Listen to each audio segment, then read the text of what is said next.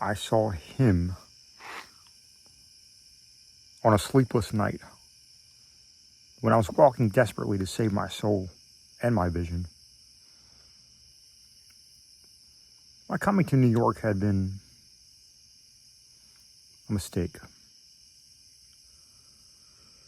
For whereas I had looked for poignant wonder and inspiration in the teeming labyrinths of ancient streets that twist endlessly from forgotten courts and squares and waterfronts to courts and squares and waterfronts equally forgotten, and in the cyclopean modern towers and pinnacles that rise blackly Babylonian under waning moons, I had found instead only a sense of horror and oppression which threatened to master, paralyze, and annihilate me. The disillusion had been gradual. Coming for the first time upon town, I had seen it in the sunset from a bridge. Majestic above its waters, its incredible peaks and pyramid rising flower-like and delicate from pools of violet mist, to play with the flaming golden clouds and the first stars of evening. Then it lighted up window by window, and above the shimmering tides where lanterns nodded and glided and deep horns bade weird harmonies, and itself become a starry firmament of dream, redolent of fairy music, and one with the marbles of Carcassonne and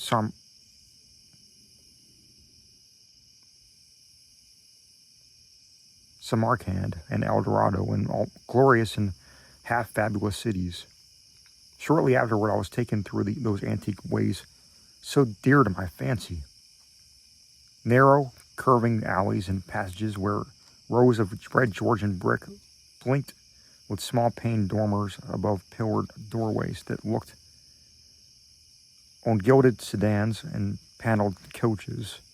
And in the first flush of realization of these long-wished things, I thought I had indeed achieved such treasures as one would make me in time a poet. But success and happiness were not to be. Garish daylight showed only squalor and alienage, and the noxious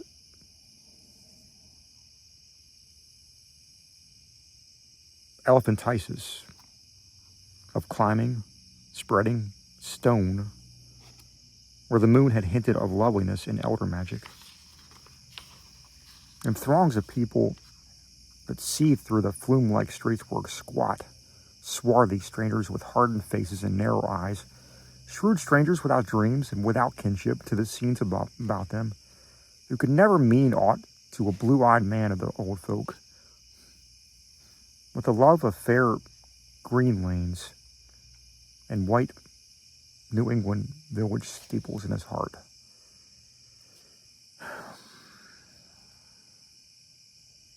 So instead of the poems I'd hoped for, there came only a shuddering blankness and ineffable loneliness. And I saw at last a fearful truth which no one had ever dared to breathe before, the unwhisperable secret of secrets. The fact that this city of stone and strider is not a sentient perpetuation of old New York as London is of old London and Paris of old Paris, but that it is in fact quite dead. Its sprawling body imperfectly involved and infested with queer, animate things which have nothing to do with it as it was in life.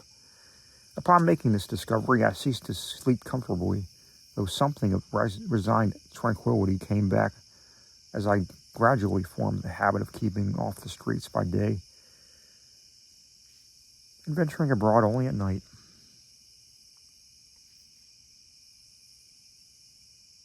When darkness calls forth, what little of the past still hovers wraith-like about. In old white doorways, remember the stalwart forms that once passed through them. With this mode of relief, I even wrote a few poems, and still refrained from going home to my people lest I seemed to crawl back ignobly in defeat.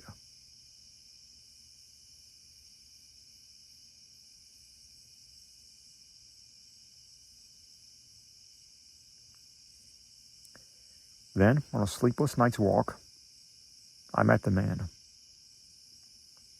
It was in a grotesque hidden courtyard of the Greenwich section, for there in my ignorance I had settled, having heard of the place as a natural home of poets and artists.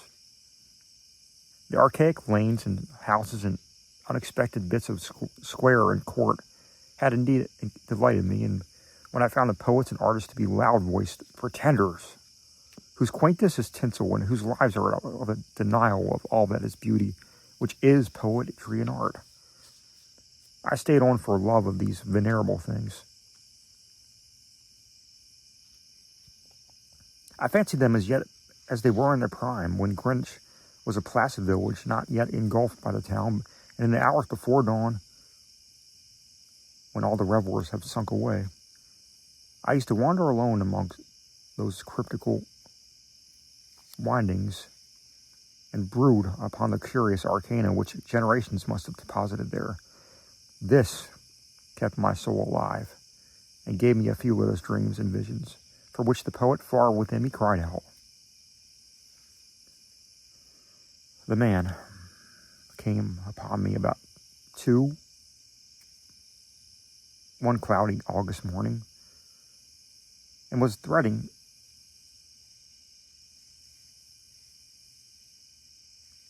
as I was threading a series of detached courtyards, now accessible only through the unlighted hallways and intervening buildings, but once forming a part of a continuous network of picturesque alleys.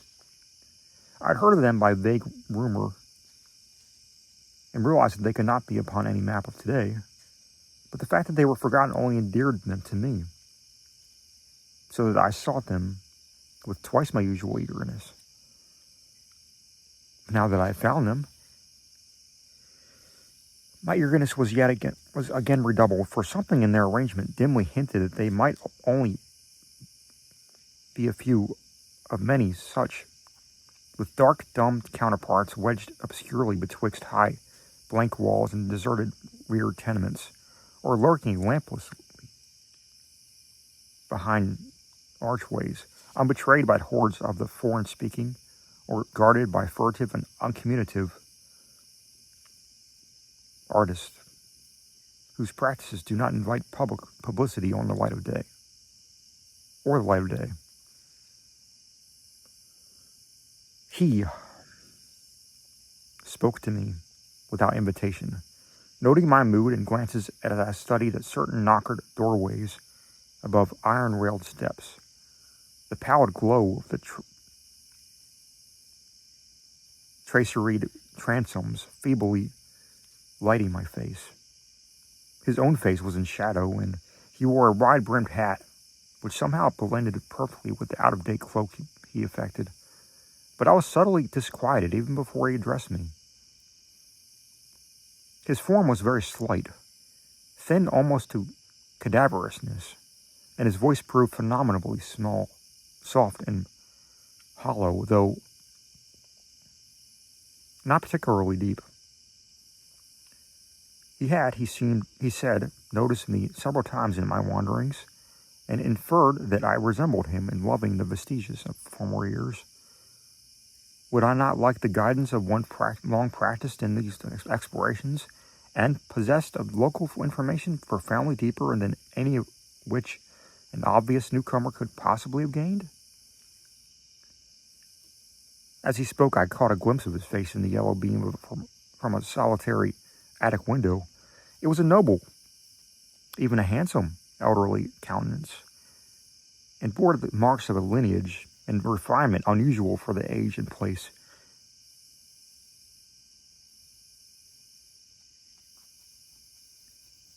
Yet some quality about it disturbed me almost as much as its features pleased me. Perhaps it was too white, or too expressionless, or too much out of keeping with the locality, to make me feel uneasy or comfortable.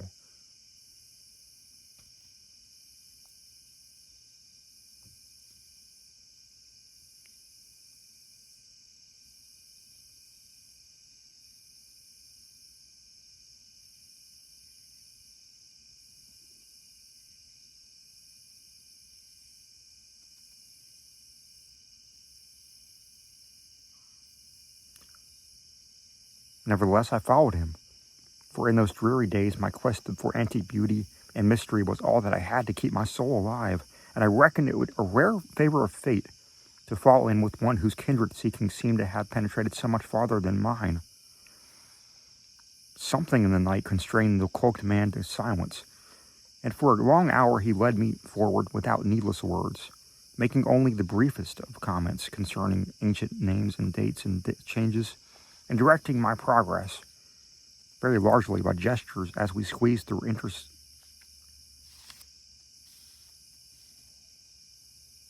interstices, tiptoed through corridors and clambered over brick walls, and once crawled on hand and knees through a low-arched passage of stone, whose immense length and tortuous twistings effaced at last every hint of geographical location as I managed to preserve.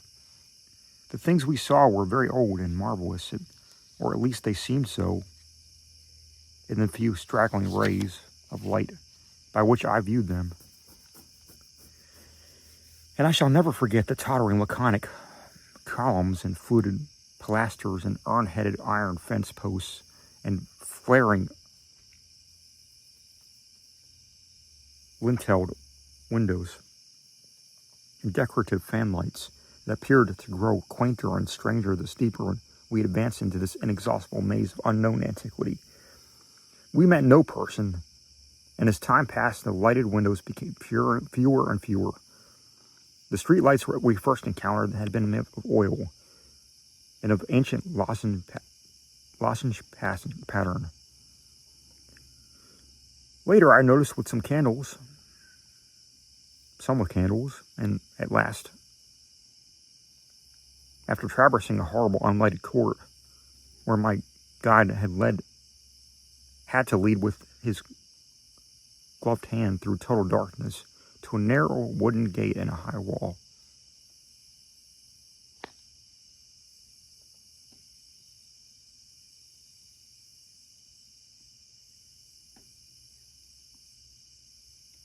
We came upon a fragment of alley lit only by lanterns in every front of every seventh house. Unbelievably colonial tin lanterns with conical tops and holes punched in the sides. This alley led steeply uphill, more steeply than I thought possible in this part of New York, and the upper end was blocked squarely by the ivy-clad wall of a private estate, beyond which I could see a pale cupola and the tops of trees waving against a vague lightness in the sky. In this wall was a small, low-arched gate of nail-studded black oak, which the man proceeded to unlock with a ponderous key.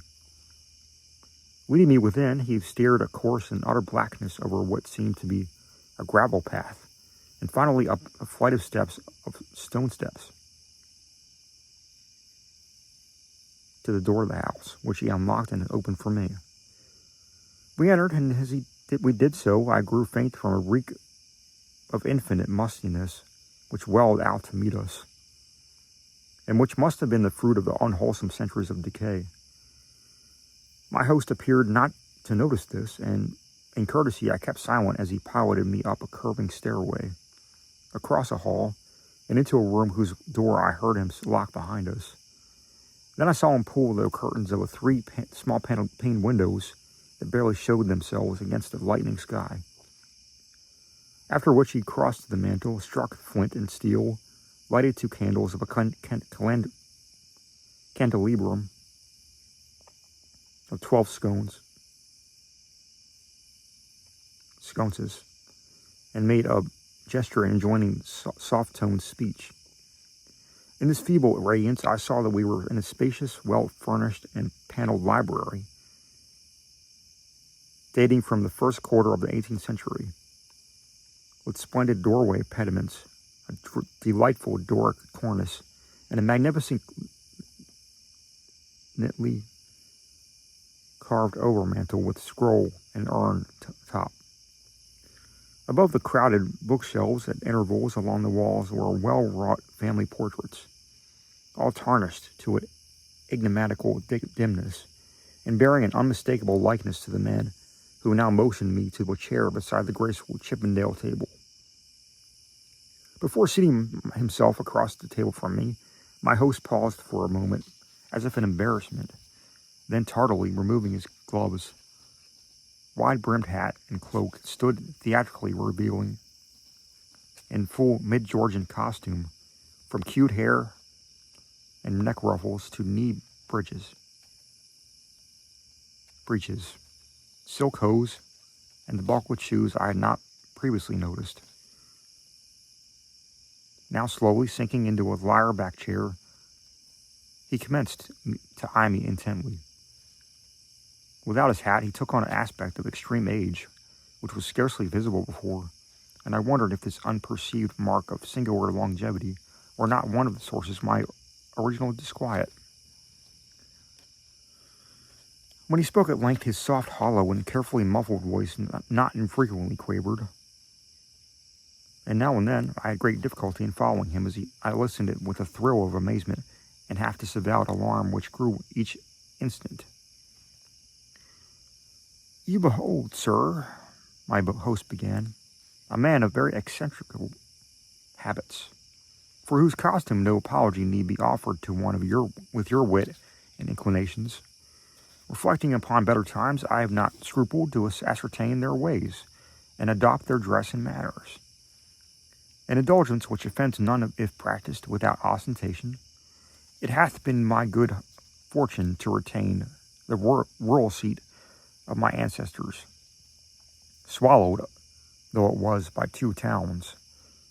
First Greenwich, which built up hither after 1800, then New York, which joined on near 1830. There were many reasons for the close keeping of this place in my family, and I have not been remiss in discharging such obligations. The squire who succeeded to it in 1768 studied sartain arts and made sartain discoveries.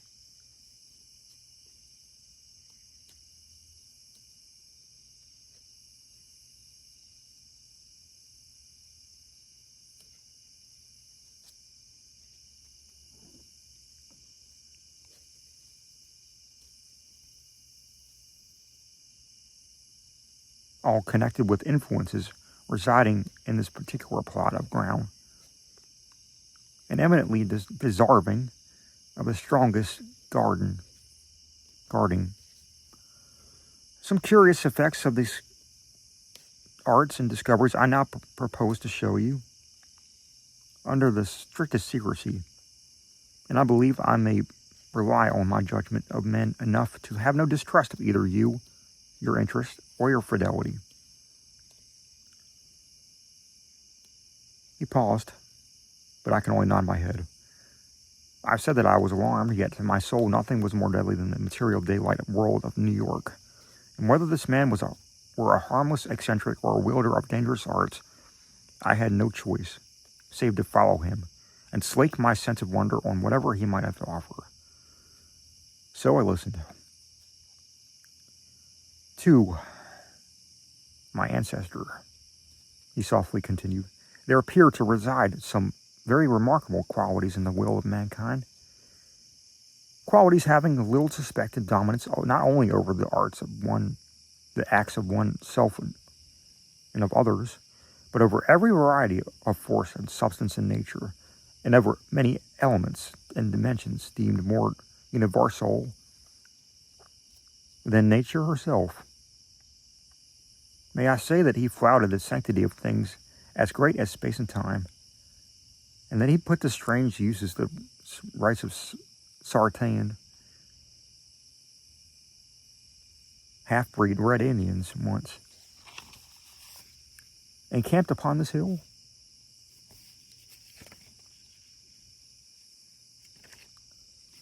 These Indians showed cholera where the place was built, and were plaguy, pestilent in asking to visit the grounds at the full of the moon.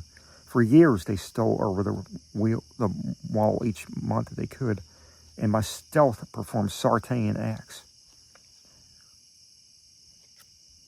Then in 68, the new squire catched them at their doings, and stood still at what he saw. Thereafter, he bargained with them and exchanged the free access of his grounds for exact inwardness of what they did, learning that their grandfathers got part of their custom from red ancestors and part from old Dutchmen in the time of the States General. And pox on him, I'm afeard the squire must have served him the monstrous bad rum, whether or not by intent. For a week after he learned the secret, he was the only man living that knew it.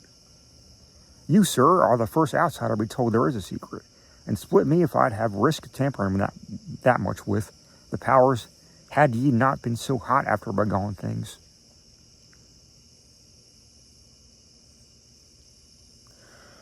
I shuddered as the man grew colloquial and with familiar speech of another day. He went on. But you must know, sir, that what the squire got from those mongrel salvages was but a small part of the learning he came to have. He had not been at Oxford for nothing, nor talked to no account with ancient chemist and astrologer in Paris. He was, in fine, made sensible that all the world is but a smoke of our intellects, past the bidding of the vulgar, but by the wise to be puffed out and drawn in like any cloud of prime Virginia tobacco. What we want, we may make about us, and what we don't want, we may sweep away. I won't say that this is all wholly true in body, but 'tis sufficient true to furnish a very pretty spectacle now and then. You, I conceive, would be tickled by a better sight of Sartain other years than your fancy affords you.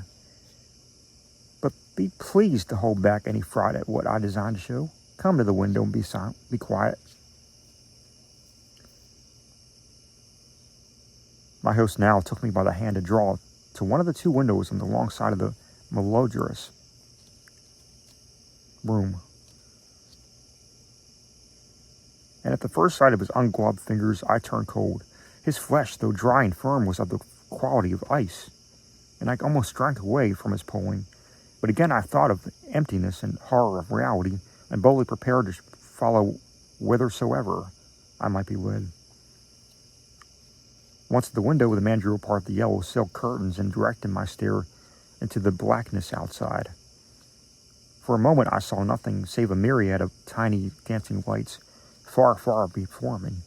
Then, as if in response to an insidious motion of my host's hand, a flash of heat lightning played over the scene, and I looked out upon a sea of luxuriant foliage. Foliage unpolluted, and not the sea of roofs to be expected by any normal mind. On my right, the Hudson glittered wickedly, and in the distance ahead I saw the unhealthy shimmer of a vast salt marsh, constellated with nervous fireflies. The flash died, and an evil smile illumined the waxy face of the aged necromancer. That was before my time, before the new squire's time. Pray let us try again.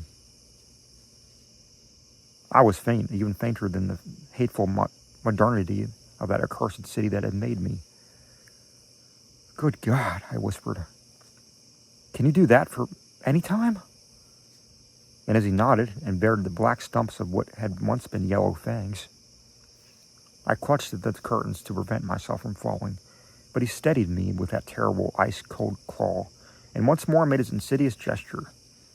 Again the lightning flashed, but this time upon a scene not wholly strange. It was Greenwich, the Greenwich that used to be, with here and there a roof or a row of houses as we see it now, yet with lovely green lanes and fields and bits of grassy common. The marsh still glittered beyond, but in the farther distance I saw the steeples of what was all then of New York, Trinity and St. Paul's and the brick church dominating their sisters, and a faint haze of wood smoke hovering over the whole. I breathed hard, but not so much from the sight itself as from the possibilities that my imagination terrifiedly conjured up. Dare you, go far I spoke with awe, and I think he shared it for a second, but the evil grin returned. Far, what I have seen would blast ye to a mad statue of stone. Back, forward, ye puling lack-wit. And as he snarled the phrase under his breath, he gestured anew, bringing to its sky a flash more blinding than either which had come before. For full 3 seconds I could glimpse that pandemoniac sight. And in those seconds, I saw a vista which ever afterward will torment me in dreams. I saw the heavens verminous with strange flying things, and beneath them a hellish black city of giant stone terraces with impious pyramids flung savagely to the moon, and devil lights burning from unnumbered windows. And swarming loathsomely on aerial galleries, I saw the yellow squint eyes people of that city, robed horribly in orange and red, and dancing insanely to the pounding of fevered kettle drums, the clatter of obscene cordola, and the maniacal moaning of muted horns, whose ceaseless dirges rose and fell undulantly like the waves of an unhallowed ocean of bitumen. I saw this vista, I say, and heard, as with the mind's ear, the blasphemous Dom Daniel of cacophony, which companioned it. It was the shrieking fulfillment of all the horror which that corpse city had ever stirred in my soul, and forgetting every injunction to silence, I screamed and screamed and screamed as my nerves gave way and the walls quivered above me. Then, as the flash subsided, I saw that my host was trembling too. A look of shocking fear half blotted from his face the serpent distortion of rage which my screams had excited. He tottered, clutched at the curtains as I had done before, and wriggled his head wildly, like a hunted animal. God knows he had cause, for as the echoes of my screaming died away, there came another sound so hellishly suggestive that only numbed emotion kept me sane and conscious. It was the steady, stealthy creaking of the stairs beyond the locked door, as with the ascent of a barefoot or skin-shod horde, and at last the cautious, purposeful rattling of the brass latch that glowed in the feeble candlelight. The old man clawed and spat at me through the moldy air, and barked things in his throat as he swayed with the yellow curtain he clutched. The full moon. Damn ye yelping dog, ye called them, and they've come for me. Moccasin feet, dead men. Gad sink ye red devils. But I poisoned no rum of yours. Hadn't I kept your pox-rotted magic safe? Ye swilled yourself sick. Curse ye, and ye must needs blame the squire. Let go, you. Unhand that latch. I've naught for ye here. At this point, 3 slow and very deliberate raps shut the panels of the door, and a white foam gathered to the mouth of the frantic magician. His fright, turning to steely despair, left room for a resurgence of his rage against me, and he staggered a step toward the table on whose edge I was steadying myself, the curtain still clutched in his right hand as his left clawed out at me, grew taut, and finally crashed down from their lofty fastenings, admitting to the room a flood of that full moonlight which the brightening of the sky had presaged.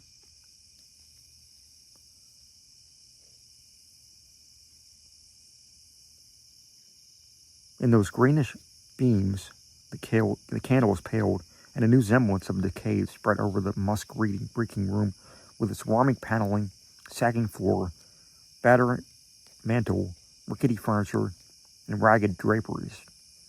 It spread over the old man, too, whether from the same source or because of his fear and vehemence, and I saw him shrivel and blacken as he lurched near and strove to rend me with vulturine talons. Only his eyes stayed whole, and they glared with a propulsive, dilated incandescence, which grew as the face around them charred and dwindled. The rapping was now repeated with greater insistence, and this time bore a hint of metal. The black thing facing me had become only a head with eyes. Impotently, trying to wriggle across the sinking floor in my direction, and occasionally emitting feeble little spits of immortal malice. Now swift and splintering blows assailed the sickly panels, and I saw the gleam of a tomahawk as it cleft the rendering wood. I did not move, for I could not, but watched dazedly as the door fell in pieces to emit a colossal, shapeless influx of inky substance, starred with shining, malevolent eyes. It poured thickly, like a flood of oil bursting a rotten bulkhead. Overturned the chair as it spread, and finally flowed under the table and across the room to where the blackened head, with the eyes still glaring at me. Around that head it closed and totally swallowing it up. In another moment it had begun to recede, bearing away its invisible burden without touching me, and flowing again out of that black doorway and down unseen stairs, which creaked as before, though in reverse order. Then the floor gave way at last, and I slid gaspingly down into the nighted chamber below, choking with cobwebs and half swooning with terror. The green moon, shining through broken windows, showed me the hall door half open, and as I rose from the plaster-strewn floor and twisted myself free from the sagged ceilings, I saw sweep past it an awful torrent of blackness, with scores of baleful eyes glowing in it. It was seeking the door to the cellar, and when it found it, it vanished therein. I now thought the floor of this lower room giving as that of the upper chamber had done, and once the crashing above had been following by the fall of past window, the west window of something which must have been the cupola. Now liberated for this instant from the wreckage, I rushed through the hall to the front door, and finding myself unable to open it, seized a chair and broke a window, climbing frenziedly out upon the unkept lawn where moonlight danced over yard-high grass and weeds. The wall was high, and all the gates were locked, but moving a pile of boxes in a corner, I managed to gain the top and cling to the great stone urn set there. About me in my exhaustion, I could only see strange walls and windows and old gambrel roofs. The steep street of my approach was nowhere visible, and little did I did see succumb rapidly to a mist that rolled in from the river despite the glaring moonlight. Suddenly the urn to which I clung began to tremble, as if sharing my own lethal dizziness, and in another instant my body was plunging downward to I knew not what fate.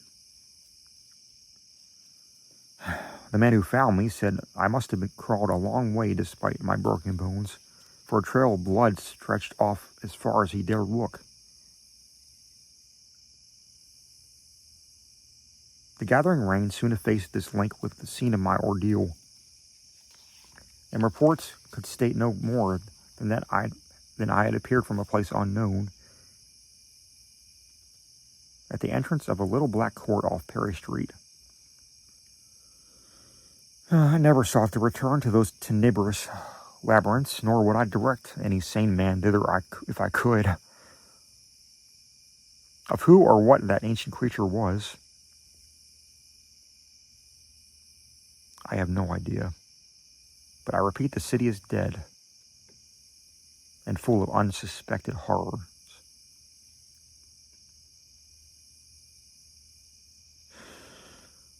Whether he has gone, I do not know. but I have gone home to the pure New England lanes, up which fragrant sea winds sweep at evening.